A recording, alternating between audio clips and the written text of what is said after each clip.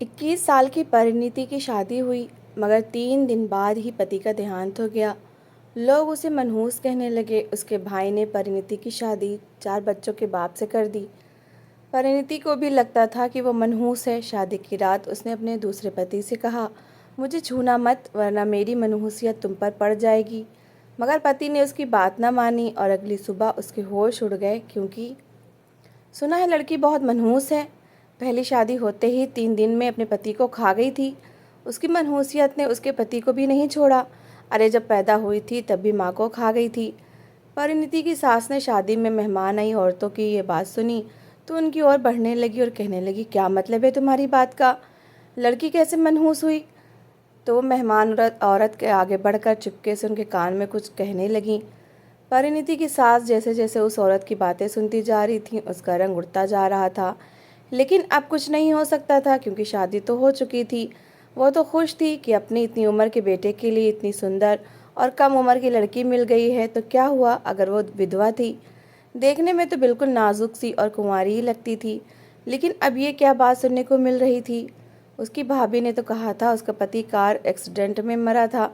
ये तो उसे पता ही नहीं था कि शादी के 3 दिन बाद ही वो विधवा हो गई थी। विदाई का शोर उठा और परिणीति की विदाई कर दी गई। मगर विदाई से पहले भाभी ने उसके कान में कह दिया था, अगर अपनी मनहूसियत से इस आदमी को भी खा गई तो वापस हमारे पास लौट कर आने की ज़रूरत नहीं है। तुम्हारे भैया को भी अपनी ज़िंदगी भी बनानी है, अपने बच्चों के लिए भी कुछ करना है, और मेरी भी अपने पति से कुछ इच्छाएं हैं। अब मैं उन इच्छाओं को पूरा करना चाहती हूँ। इसलिए अच्छा यही है कि जैसे तैसे करके अपनी ज़िंदगी अपने पति के घर में ही गुजारना, और अगर पति को खा भी जाओ तो यहाँ लौट कर आने की ज़रूरत नहीं है। परिणीति का दिल दुख से भरने लगा। भय और शंका उसके पूरे अस्तित्व में पंजे गाड़ कर बैठ गई। विदाई का समय था, बजाय इसके कि भाभी आशीर्वाद देती ऐसी बातें कर रही थी।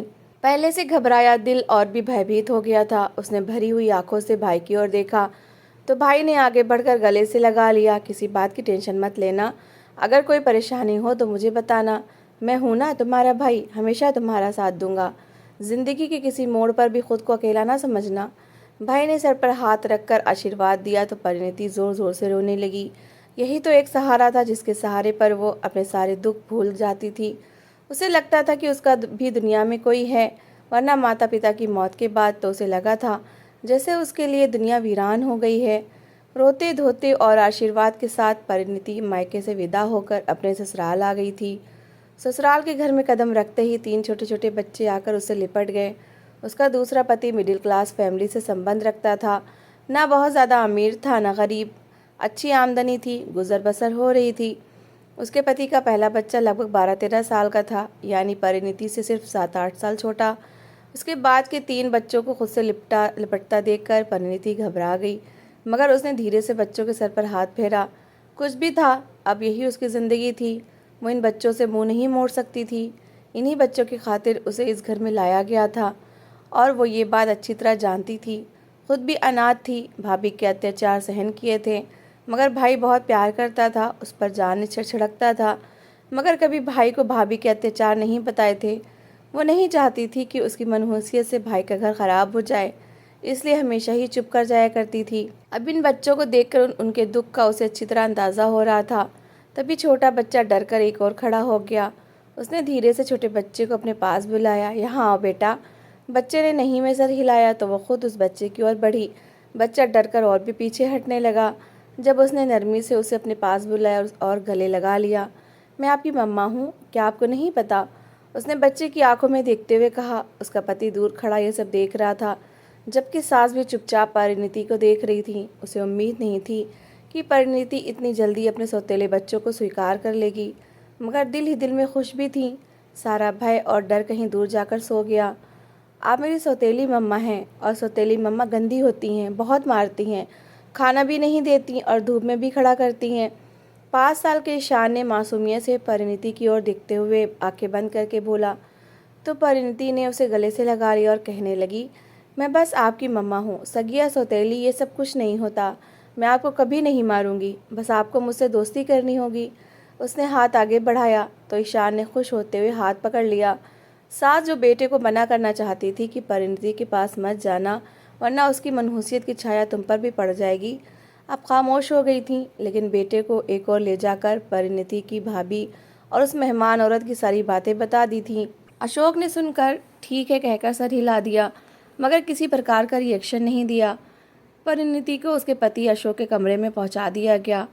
धक धक करते दिल के साथ परिणीति कमरे में बैठी हुई थी। दिल भी तेजी से धड़क रहा था। इतनी उम्र का पति ना जाने कैसे स्वभाव का होगा, और फिर उसकी अपनी मनहूसियत, पता नहीं ये घर बसने भी देगी या नहीं। आंखों में आंसू भरे वो बार बार भगवान से प्रार्थना कर रही थी कि हे भगवान, इस बार कुछ बुरा न हो। वो लौटकर भाभी के पास कैसे जाएगी और दुनिया वालों को क्या मुंह दिखाएगी। उसकी मनहूसियत तो पहले ही ना जाने उसके कितने रिश्ते खा गई थी। अब वो और कुछ खोना नहीं चाहती थी। थोड़ी देर बाद दरवाज़ा खटखटाते हुए अशोक कमरे में आया। उसके हाथ में मुंह दिखाई का उपहार था, एक छोटा सा गोल डिब्बा। उसने परिणीति के सामने रखा। परिणीति ने डिब्बा खोला तो उसमें एक सुंदर सी अंगूठी जगमगा रही थी। उसकी आंखों में आंसू आ गए। थैंक यू कहते हुए उसने सर झुका दिया। अशोक ने परिणीति का हाथ पकड़कर अपने होठों से लगाया और उसके और पास होने लगा। परिणीति अचानक से बेड से उतरकर खड़ी हो गई। प्लीज़ मेरे पास मत आइएगा। उसके पति ने सवालिया नज़रों से उसकी ओर देखा तो परिणीति ने सर झुका दिया। कहने लगी, मैं मनहूस हूँ। मेरी मनहूसियत की छाया कहीं इस घर पर भी न पड़ जाए। मैं आपकी पत्नी हूँ और आप मेरा इस दुनिया में इकलौता सहारा हैं। मैं आपका नुकसान नहीं चाहती। आंखों से आंसू बहने लगे थे जब पति ने उसे गले लगा लिया और कहने लगा, ये मनहूसियत कुछ नहीं होती परिणीति। वो उसे रोकती रह गई, मगर अशोक ने उसकी एक ना सुनी। परिणीति ने भी धड़कते दिल के साथ सब कुछ स्वीकार कर लिया था, मगर वो ये नहीं जानती थी कि अगली सुबह उसके लिए कौन कौन से झटके लेकर आने वाली है। अगली सुबह जब उठी तो पति बिस्तर पर नहीं था। भागते हुए कमरे से बाहर आई तो एकदम उसके कदम रुक गए। सामने ही ज़मीन पर परिणीति कम उम्र में से ही बहुत सुंदर थी, मगर एक ठप्पा जो उसके साथ लगा हुआ था वो ये था कि जन्म लेते ही उसकी माँ मर गई थी। मगर इस बात का ज़्यादा चर्चा नहीं हुआ था, क्योंकि अक्सर औरतें बच्चे को जन्म देते हुए मर जाती हैं। ये कोई अनोखी बात नहीं थी। परिणीति के जन्म के समय भी यही हुआ था। छोटी सी नाक, मोटी मोटी आँखें, गुलाबी होठ और हद से ज़्यादा गोरा रंग। वो जैसे जैसे बड़ी हो रही थी, देखने वाली हर आँख उस पर ठहर जाती थी। वो अपने भाई से लगभग 10 साल छोटी थी। बड़ी मन्नतों के बाद इस दुनिया में आई थी, मगर माँ को देखना भी नसीब न हुआ। जिसने उनको जन्म दिया था वो खुद उसे देख न सकी। परिणीति के जन्म के समय ही उसकी माँ का देहांत हो गया था। पिता और भाई ने उसे अपनी घनी छाया में छुपा लिया और दुनिया के हर दुख से सुरक्षित रखा। खुशियों के झूले में झूलती हुई वो बड़ी होने लगी। जब उसका नाम स्कूल में लिखवाया गया तो एक बच्चे के साथ उसकी बहुत गहरी दोस्ती हो गई। एक दिन खेल खेल में दोनों झूले के ऊपर चढ़ गए और वहां ठहरकर मस्ती करने लगे। उसी समय परिणीति की सहेली का पैर फिसला और वो झूले से नीचे गिर गई। नीचे पड़े हुए एक पत्थर पर उसका सर बुरी तरह से टकराया और चारों ओर खून फैल गया। परिणीति ऊपर खड़ी सहमी नजरों से ये दृश्य देखती रह गई। उसमें इतनी हिम्मत नहीं थी कि नीचे उतरकर अपने दोस्त को देखती। दूसरे बच्चों ने शोर मचाया। टीचर भाग कर आई और बच्ची को अस्पताल ले जाया गया, मगर रास्ते में ही परिणीति की सहेली दम तोड़ गई। परिणीति की वो दोस्त उसी के मोहल्ले में रहती थी। उसकी माँ अक्सर परिणीति के घर आती जाती रहती थी। वो भी परिणीति से बहुत प्यार करती थी, मगर जैसे ही उसकी बच्ची की मौत हुई उसने घूर कर परिणीति की ओर देखा और उसे दूर धक्का दे दिया। कहने लगी, ये सब तुम्हारे कारण हुआ है। तुम्हारी मनहूसियत ने मेरी बच्ची को खा लिया। तुमने पैदा होते ही अपनी माँ को खा लिया और अब मेरी बच्ची को भी निगल गई। उस औरत की बात ने पूरे मोहल्ले में डर और नफरत फैला दी। सब लोग परिणीति की सहेली की मौत का जिम्मेदार उसे ही ठहराने लगे। सबका मानना था कि परिणीति की मनहूसियत ने एक बार फिर किसी की जान ले ली। अजीब परिस्थिति हो गई थी। कोई भी परिणीति को अपने घर में नहीं आने देता था।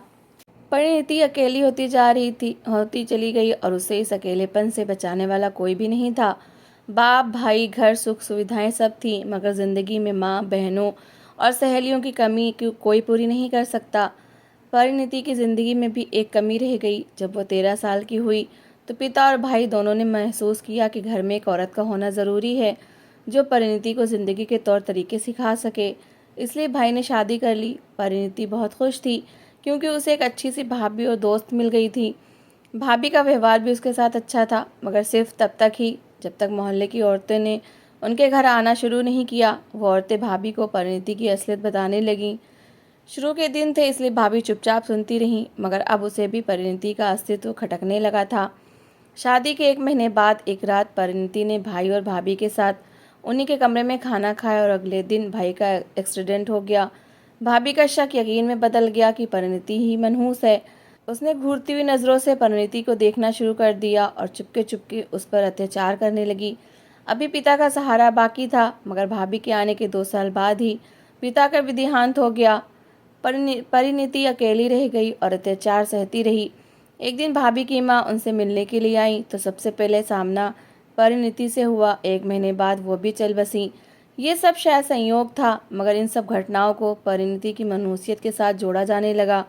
वो हर एक के लिए अशुभ कही जाने लगी। जब परिणीति 18 साल की हुई तो भाभी ने जैसे तैसे करके उसके लिए एक रिश्ता ढूंढा और उसे विदा कर दिया। भाग्य का खेल देखिए कि ससुराल वालों से परिणीति की सच्चाई छुपी रही और पति भी अच्छा निकला। मगर शादी के तीसरे दिन हार्ट अटैक आने से परिणीति का पति भी मर गया। मोहल्ले की औरतें जो शोक जताने के लिए गई थी, उनकी ज़बानी परिणीति के ससुराल तक भी उसकी मनहूसियत की बातें पहुंच गईं। ससुराल वालों ने पति की मौत का आरोप परिणीति के सर पर रखते हुए उसे धक्के देकर ससुराल से निकाल दिया। वो एक बार फिर से भाई की चौखट पर आ बैठी। भाभी के अत्याचार सहते उसे 2 साल हो चुके थे। भाभी भाई के सामने अच्छा व्यवहार रखती और भाई के जाने के बाद वो शेर हो जाती थी और परिणीति को मारती भी थीं। अपने बच्चों से भी परिणीति को दूर दूर रखती थीं। परिणीति का दिल करता कि अपने भतीजे भतीजियों को खिलाए, उन्हें गोद में ले, मगर भाभी की नज़रें उसे अपना दिल मारने पर मजबूर कर देती थीं। 2 साल भाभी ने हर संभव प्रयास किया था कि परिणीति के लिए कोई ठीक ठाक रिश्ता ढूंढ ले, मगर कोई भी अच्छा रिश्ता नहीं मिला। मजबूर उसे 4 बच्चों के पिता के लिए हाँ करनी पड़ी। भाभी ने पहला चक्कर लगाते ही लड़के को हाँ कह दी थी, जबकि दूसरे चक्कर में शादी की तारीख भी फिक्स कर दी थी। भाई ने इस बात पर आपत्ति करनी चाहिए, मगर भाभी का कहना था कि अब परिणीति के लिए भी कोई अच्छा रिश्ता आने वाला नहीं है। उसकी मनहूसियत की खबरें दूर दूर तक फैल चुकी हैं। भाई इन बातों पर विश्वास नहीं करता था, मगर अब बोलने वालों की ज़बान तो नहीं पकड़ सकता था, इसलिए खामोश हो गया और 21 साल की उम्र में परिणीति की शादी 4 बच्चों के पिता के साथ कर दी गई। जिसकी पहली पत्नी मर चुकी थी, वो शायद दुनिया की पहली दुल्हन थी, जिसे ससुराल में कदम रखते ही 4 बच्चों के सर पर प्यार से हाथ फेरते हुए उन्हें इस बात का विश्वास दिलाना पड़ा था कि वो उनकी सगी माँ बनकर दिखाएगी। परिणीति के लिए कोई इतना कठिन भी नहीं था। उसे घर के सारे काम आते थे, हर काम में वो निपुण थी। बात ये थी कि बच्चे उसे स्वीकार कर लेते तो वो एक अच्छी माँ बन सकती थी। परिणीति ने यहाँ पर अपनी पूरी ज़िंदगी गुजारने का फैसला कर लिया था और सोच लिया था कि चाहे कुछ भी हो जाए, वो वापस बिल्कुल नहीं जाएगी। इन बच्चों को ही अपनी दुनिया बना लेगी और अपने पति के साथ अपनी आखिरी सांस तक रहेगी। उसने पति को खुद से दूर रखना चाहा, अपनी मनहूसियत और बुरी किस्मत के बारे में बता दिया था, मगर अशोक ने सारी बातों को वहम बताते हुए उसे अपना बना लिया था। मगर रात गुजरने के बाद जैसे ही अगली सुबह आई तो उसके पैरों के नीचे से ज़मीन निकल गई। अपनी आंखों पर उसे विश्वास नहीं आ रहा था। वो बार बार यही सोच रही थी कि आखिर ऐसा कैसे संभव है।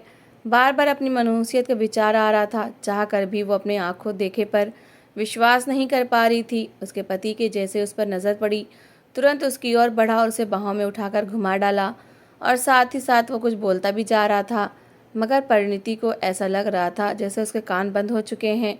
वो गूंगी और बहरी हो गई है, सिर्फ आंखों से देख पा रही है, वो हिल भी नहीं पा रही थी। एकदम ही वो चक्कर खाकर ज़मीन पर गिर गई, आंखें बंद होती चली गई और फिर उसे कुछ होश नहीं रहा था। कुछ समय बाद वो धीरे धीरे होश में आने लगी थी।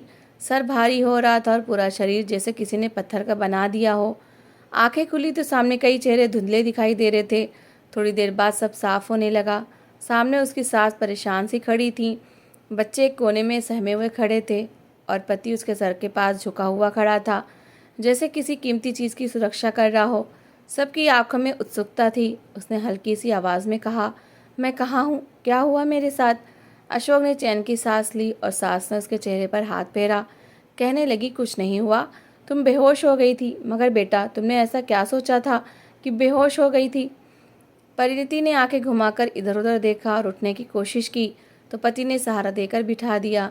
फिर अचानक अशोक के चेहरे पर मुस्कुराहट आ गई। वो ज़ोर से हंसने लगा और कहने लगा, अरे परिणीति, तुम तो खुद को मनहूस कहती थी, मगर तुम तो हमारे लिए लकी निकली हो। वो हैरत से अशोक को देखने लगी। क्या मतलब? उसने धीरे से पूछा। अशोक ने खुशी से कहा, मेरी कंपनी ने मुझे प्रमोशन दिया है, मुझे नए प्रोजेक्ट का हेड बना दिया गया है और कंपनी की ओर से एक नई गाड़ी भी मिली है। 3 महीने के अंदर अंदर हमें एक बड़ा घर भी मिलने वाला है। अब बताओ, ये दुर्भाग्य है या सौभाग्य? वो सबके सामने खुशी से झूमने लगा। सास की आंखों में भी चमक आ गई। बच्चे तालियां बजाने लगे और परिणीति भगवान का धन्यवाद करने लगी। उसके होठों पर एक ऐसी मुस्कुराहट थी जो बरसों बाद आई थी। दिल के अंदर से जैसे एक बड़ा बोझ उतर गया था।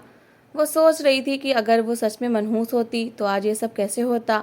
आंखों से आंसू बहने लगे, मगर ये खुशी के आंसू थे। उसने अपने पति का हाथ पकड़कर कहा, शुक्र है मैं मनहूस नहीं हूँ। मेरी मनहूसियत ने किसी को नहीं खाया। अशोक ने प्यार से कहा, मैंने पहले ही कहा था कि ये सब बातें बस लोगों की गढ़ी हुई कहानियाँ हैं।